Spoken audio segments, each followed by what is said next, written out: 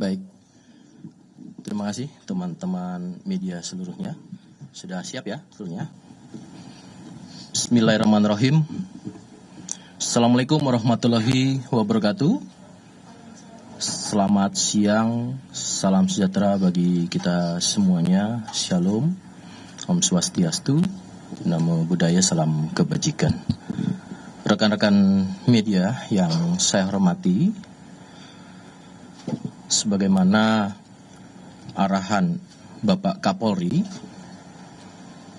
yang telah menginstruksikan kepada Kadif Propam Polri sejak awal dan sampai dengan terakhir kemarin sekira hari Sabtu, bahwasannya Bapak Kapolri telah memberikan atensi khusus terkait dengan permasalahan dengan korban saudara kita, almarhum saudara Afan,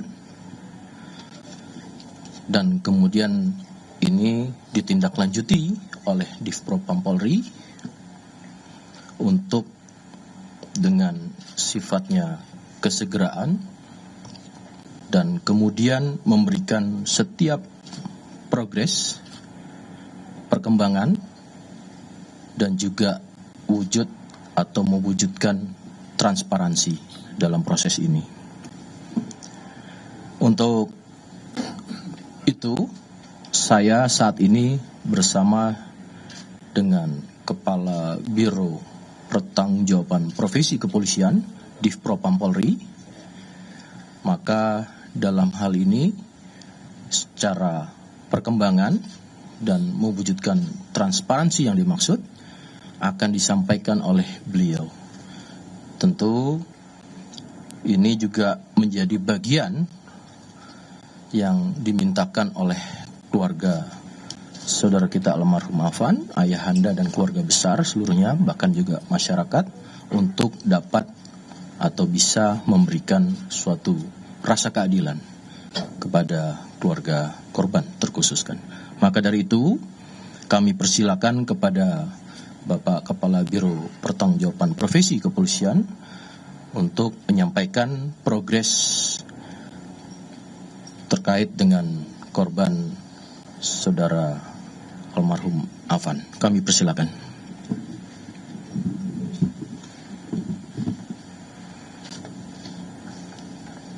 Terima kasih Pak.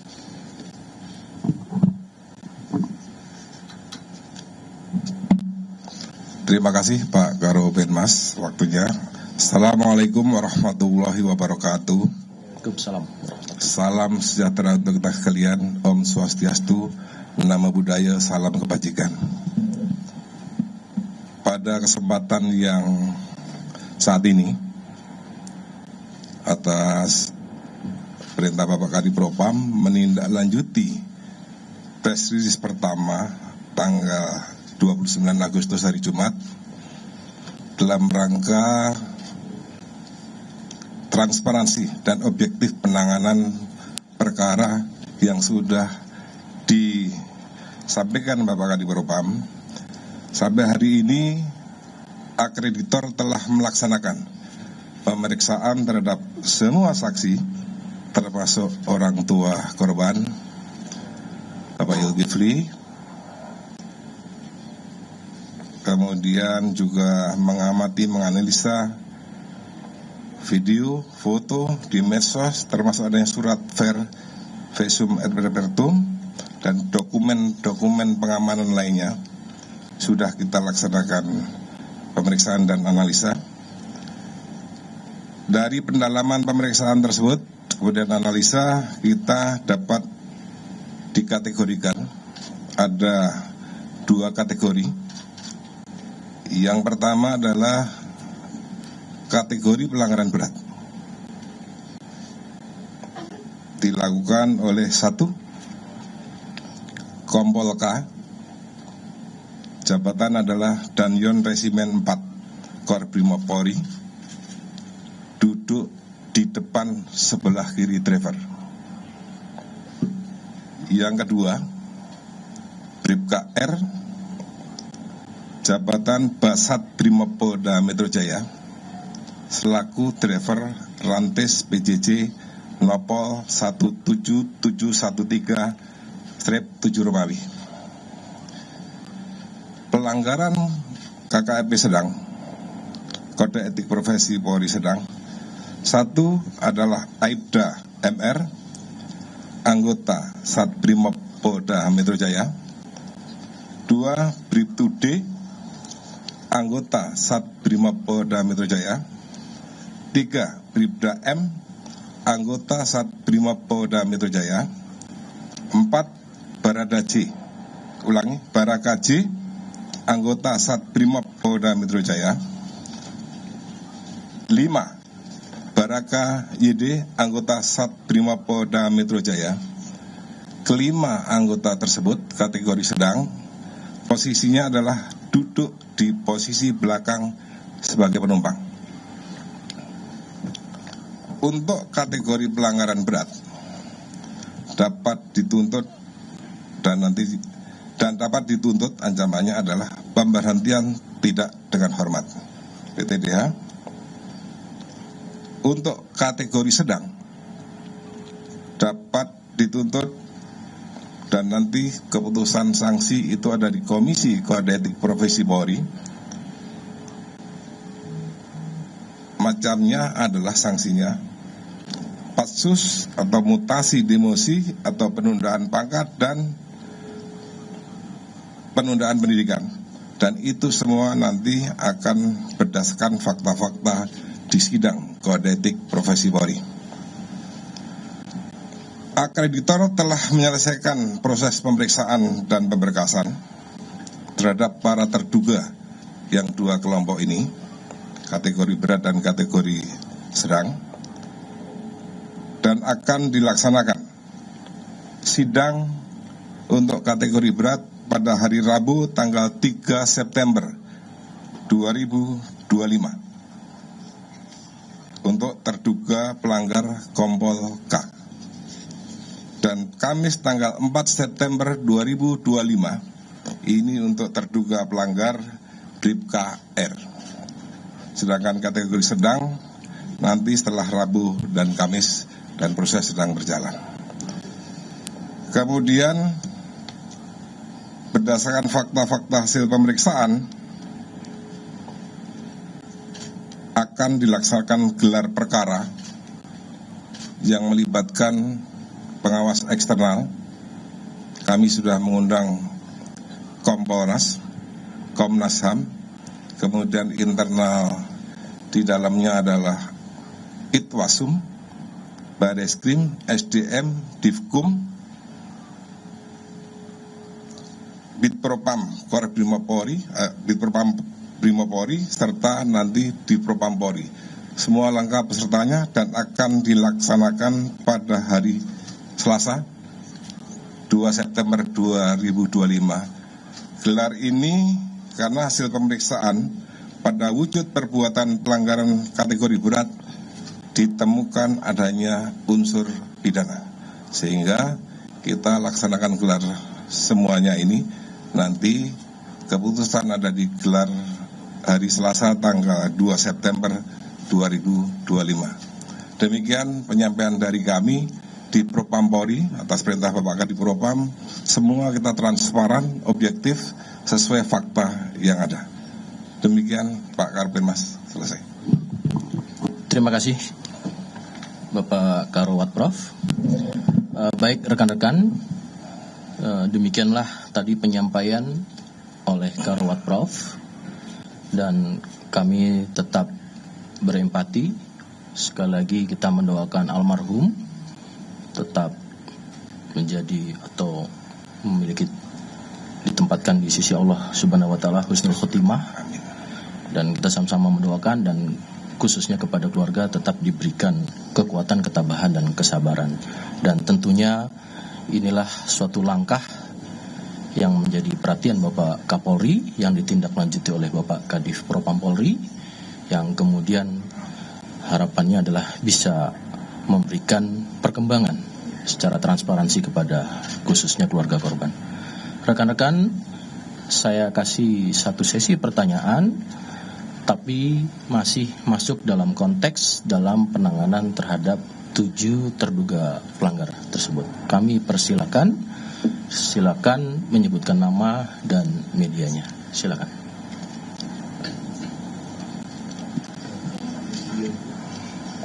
Dari ya, silakan. 1, 2, 3. Baik.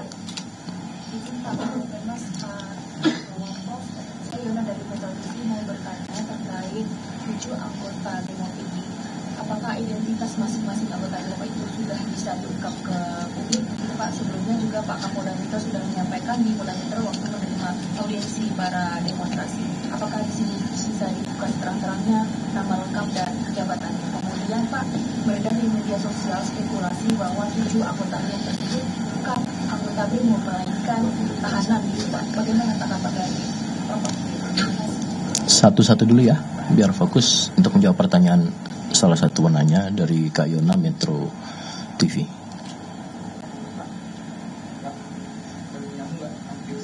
Oh ya, silakan kalau masih ada konteks yang sama.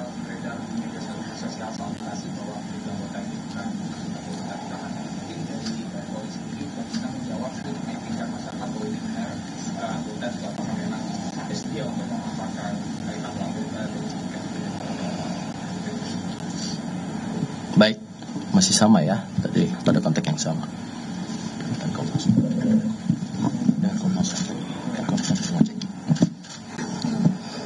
Baik, terima kasih atas pertanyaannya. Apakah ketujuh itu anggota Brimob atau bukan, karena diragukan yang berkembang di medsos. Dari Kompolnas langsung sudah melaksanakan pengecekan dan kita berikan akses penuh untuk tim Kompolnas sudah langsung melihat dan menanyakan serta minta KTA dan nanti bisa dijawab oleh tim pengawas eksternal kalau mungkin masih diragukan. Insya Allah kami bergerak apa adanya sesuai fakta dan 7 personel ini adalah anggota Brimob. Gitu. Berikutnya tentang inisial tentunya kini sedang berproses dan kita menghargai adanya dalam hukum itu adalah praduga tidak bersalah itu tetap, dan inisial sudah kami bacakan dari tadi mulai Kompol K, Bribka R dan seterusnya. Ini adalah menghormati dan setiap orang punya hak asasi manusia sehingga nanti pada jadwalnya hari Rabu sudah ada sidang kode etik profesi Polri. Terima kasih. Baik, rekan-rekan, terima kasih pertanyaannya dan sudah dijawab oleh Pak Karwat Prof. Dalam proses pelaksanaan ini tadi juga sudah disampaikan bahwasanya ada peserta dari eksternal, baik itu Komnas HAM termasuk dari Kementerian HAM kemarin dari Bapak Dirjen dan juga dari Kompolnas. Tentu akses itu sudah diberikan secara luas dan tentu sudah disampaikan. Terima kasih untuk pengecekannya dan ini juga kami mengharapkan agar rekan-rekan media memberikan informasi sebagai saluran utama informasi kepada masyarakat secara kredibel sehingga ini bisa menjelaskan atau menjernihkan apa yang terjadi di informasi media sosial. Terima kasih pertanyaannya. Justru ini akan menjawab, memberikan informasi dan literasi kepada masyarakat. Satu lagi berarti silakan.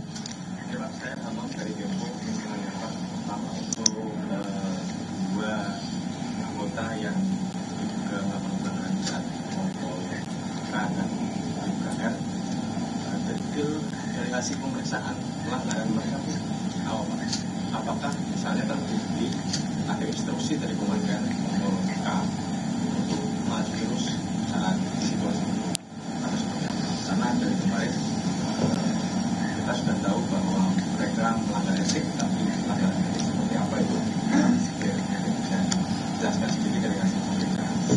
Dan kedua, menjelaskan sedikit soal tadi proses pidananya apakah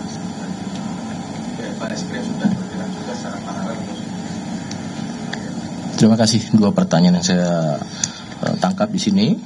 Karwat Prof tentu bisa akan menjelaskan, kami persilakan. Baik, terima kasih atas pertanyaannya. Perbuatannya seperti apa? sehingga Kompol K itu jadi terduga pelanggar dengan kategori berat. Ini masuk materi, nanti materi itu besok hari Rabu. Ini akan disidangkan dan tentunya nanti akan ada penjelasan lebih lanjut setelah diupdate lebih lanjut setelah adanya sidang. Ini nanti akan disampaikan. Kemudian yang kedua terkait dengan proses pidananya. Proses pidananya dalam pemeriksaan akreditor di Propam ini memang ditemukan ada unsur. Oleh karena itu unsur pidana. Oleh karena itu kita laksanakan gelar besok hari Selasa dengan mengundang seluruh komponen. Dari pengawas eksternal ada Kompolnas, ada Komnas HAM, pengawas internalnya ada dari Itwasum dan ada Bareskrim termasuk Divkum, kemudian SDM dan Propam semua juga hadir. Demikian, jadi besok itu akan ada gelar hal tersebut. Terima kasih. Terjawab ya Mas Hamid? Ya. Cukup rekan-rekan? Oh, ada lagi 2 di sini. Silakan. 3. Oke. Masih pada konteks yang disampaikan ya. Silakan.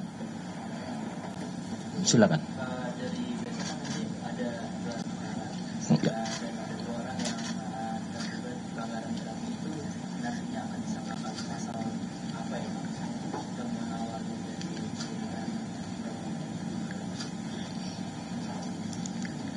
Tadi Pak Karwatrof menyampaikan proses untuk penentuan pasal dan perbuatan yang dilakukan ini akan melalui proses gelar perkara esok hari.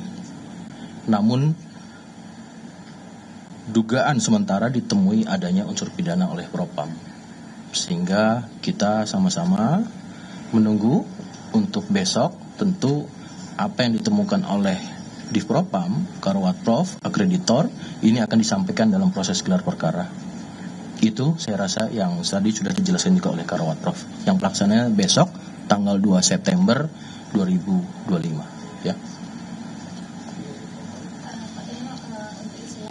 Sesuai arahan Presiden, Polri diminta untuk menjaga rasa aman masyarakat terkait angka ini. Kan ada huru-hara nih Pak, bagaimana sih Pak SOP di lapangan? Karena kan kalau kami lihat itu teman-teman dibekali oleh senapan serbu sama flashball itu. Kami mau penjelasannya mungkin SOP-nya seperti apa ketika menghadapi kerusuhan dan apakah harus tahap-tahapannya. Ini di luar konteks ya? Ya Pak. Oke. Berarti konteksnya udah berbeda ya dengan yang ini ya.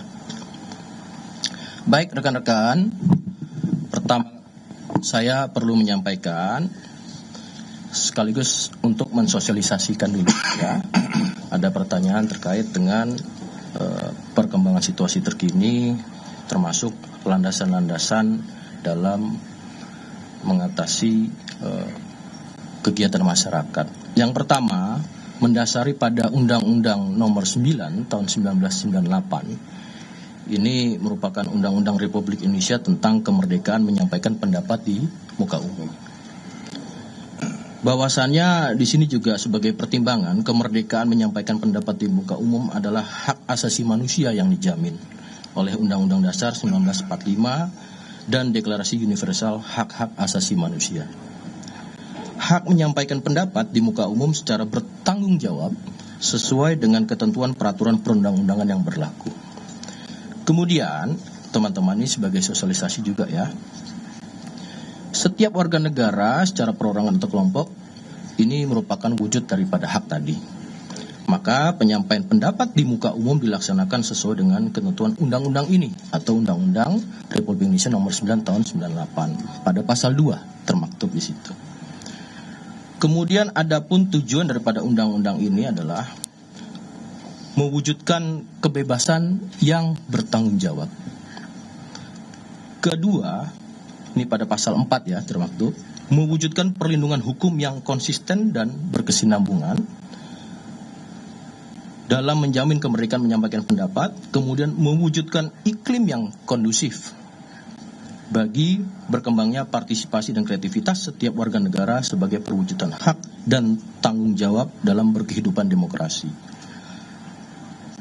Yang selanjutnya adalah menempatkan tanggung jawab sosial dalam kehidupan bermasyarakat, berbangsa, dan bernegara tanpa mengabaikan kepentingan perorangan atau kelompok. Maka di sini adalah hak dan kewajiban, di mana hak daripada konstitusi seluruh masyarakat untuk mengeluarkan pikiran secara bebas, memperoleh perlindungan hukum. Terkait dengan pasal 6 juga memiliki berkewajiban atau kewajiban yang bertanggung jawab untuk menghormati hak-hak dan kebebasan orang lain, menghormati aturan-aturan moral yang diakui umum, menaati hukum dan ketentuan peraturan perundang-undangan yang berlaku, menjaga dan menghormati keamanan dan ketertiban umum, serta menjaga keutuhan, persatuan, dan kesatuan bangsa. Ini ada dalam pasal 6. Maka dari itu, salah satunya Polri dalam Undang-Undang Nomor 2 Tahun 2002 selaku pemelihara keamanan dan ketertiban masyarakat, penegakan hukum, pelindung dan pengayom masyarakat, di sini adalah aparatur pemerintah berkewajiban dan bertanggung jawab untuk salah satunya.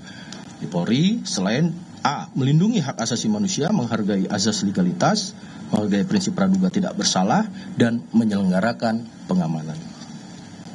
Maka pasal 8-nya diatur masyarakat berhak berperan secara bertanggung jawab. Pada ketentuan penanganan, selain Undang-Undang Nomor 2 Tahun 2002, juga diatur dalam Perkap Nomor 16 Tahun 2006. Juga ada Perkap Nomor 1 Tahun 2009 dan Protap Nomor 1 Tahun 2010. Ini juga perlu kami sampaikan sebagai informasi dan literasi pada masyarakat. Perkap nomor 16 tahun 2006 adalah tentang pedoman pengendalian massa. Langkah-langkah yang dilakukan oleh Polri ada 3. Pertama adalah preemptif, kemudian preventif, dan juga penegakan hukum, sebagaimana diamanahkan dalam Undang-Undang Nomor 2. Kemudian juga ada Perkap nomor 1 tahun 2009 tadi, yaitu adalah tentang penggunaan kekuatan dalam tingkatan kepolisian yang tadi mungkin ditanyakan ya. Dalam hal ini perlu kami sampaikan, Perkap nomor 1 tahun 2009 ini ada azas-azas yang harus dilakukan dalam penggunaan kekuatan Polri. Yang pertama adalah azas legalitas, di mana azas legalitas adalah sesuai hukum dan kewenangan yang diberikan. Dan kemudian kedua adalah azas nesesitas, di mana azas nesesitas adalah azas urgensi atau keperluan yang hanya dilakukan bila benar-benar diperlukan. Yang ketiga adalah azas proporsionalitas, seimbang antara ancaman dan tindakan. Dan keempat adalah akurat atau tepat sasaran. Kemudian kelima adalah kewajiban umum hanya untuk tugas resmi kepolisian. Dan keenam adalah akuntabilitas. Tentu ini adalah suatu pertanggungjawaban yang dapat dipertanggungjawabkan dan tentu melalui mekanisme pengawasan yang berlaku. Jadi rekan-rekan, terkait hal ini tentu dalam proses yang telah berlangsung, sebagaimana yang sudah disampaikan oleh Pak Kapolri, bahwasanya tentang tindakan-tindakan yang bersifat akan melakukan tindakan tegas secara terukur, tentu tetap mengacu kepada undang-undang. Namun ada langkah-langkah yang tadi kami sampaikan, ada preemptif, preventif, dan tentu penegakan hukum. Artinya semua langkah-langkah ini tujuannya adalah untuk menjaga kehidupan bermasyarakat, berbangsa dan bernegara dalam kepentingan seluruh ketertiban masyarakat Indonesia, dan tentunya mengacu pada azas-azas tersebut. Itu yang bisa kami sampaikan, sebagai juga ini landasan yang akan menjadi sosialisasi kepada masyarakat. Itu saja. Terima kasih. Pak, terkait Kamtibmas kemarin kan juga ada peristiwa penjarahan pejabat dari Bu Menteri Sumberani yang sama Mas Roni. Nah sebenarnya ini untuk pengamanan dari rumah pejabat-pejabat ini kayak gimana sih Pak? Kok masih bisa kecolongan jika tidak ada pengamanan? Hal ini telah dilakukan inventarisasi ya oleh Polda-Polda dan kemudian konsolidasi, dan tentunya secara perkembangan nanti kita lihat dari hasil perkembangannya ya. Itu dulu bisa kami jawab sementara ini. Terkait dengan unjuk rasa memang bukan terjadi di Jakarta tapi ada juga di Yogyakarta. Nah, ada mahasiswa Amikom yang ditemukan dalam keadaan meninggal, dan penulukan juga adanya keterlibatan diduga dianiaya oleh polisi. Nah, ada tanggapan atau mungkin penelusuran terkait dengan itu? Ya, tadi dalam proses inventarisasi dan kemudian konsolidasi, termasuk kalau tidak salah itu di kejadian di Polda DIY ya. Pak Kapolda DIY sudah melakukan kegiatan tindakan penyelidikan dan juga mendatangi orang tua korban, memberikan perkembangan apa yang langkah-langkah akan dilakukan. Tentu itu nanti akan disampaikan lebih lanjut. Namun demikian proses itu sudah dilakukan penyelidikan oleh Polda. Termasuk beberapa hal lainnya kita tentu melakukan konsolidasi dan kemudian melihat dari apa kejadian-kejadian ini, dan kita tunggu perkembangannya secara utuh ya. Nanti Polda-Polda juga secara akutabilitas kan juga akan menyampaikan. Ya. Dari Polri sendiri, apakah situasi di Jakarta ini sedang kondusif? Ya. Terus kemarin kan beredar di sosial media juga bahwa masa ini punya grup WA gitu pada yang bergerak secara terorganisir ini. Polri sendiri itu menyelidiki sih Mas siapa balik ada grup WA tersebut atau siapa di balik aksi kemarin? Dari mana Mas? Kumparan Pak. Terima kasih, pertanyaannya bagus. Apakah situasi saat ini kondusif? Rekan-rekan, mungkin rekan-rekan juga ikut turut serta sebagian melihat di khususnya di DKI Jakarta ya. Di daerah Jakarta kemarin dari Polda Metro Jaya dan Kodam Jaya melakukan patroli skala besar. Dan kemudian kita bisa lihat saat ini dan merasakan tentunya langkah-langkah dari preemptif, tadi preventif, dan tentunya ada penegakan hukum ya. Ini juga dalam rangka tadi mewujudkan suatu rasa aman dan nyaman yang menjaga kehidupan sosial masyarakat maupun berbangsa dan bernegara secara nasional. Ini terus dilakukan. Artinya saat ini kondusif ya. Yang kembali bekerja saat ini juga beberapa sudah bekerja ya, tentu semuanya sudah bisa merasakan.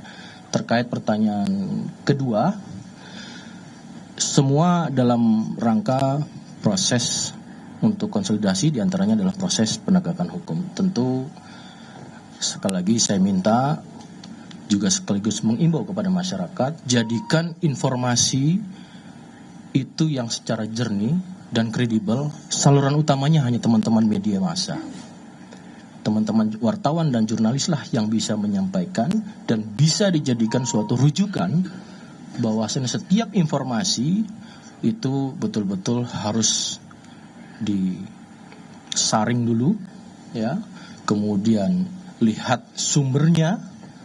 Nah, tentu teman-teman media yang bisa menjernihkan informasi-informasi yang berkembang, sehingga mari teman-teman media massa terdepan untuk memberikan sebagai saluran utama informasi yang tepat dan kredibel.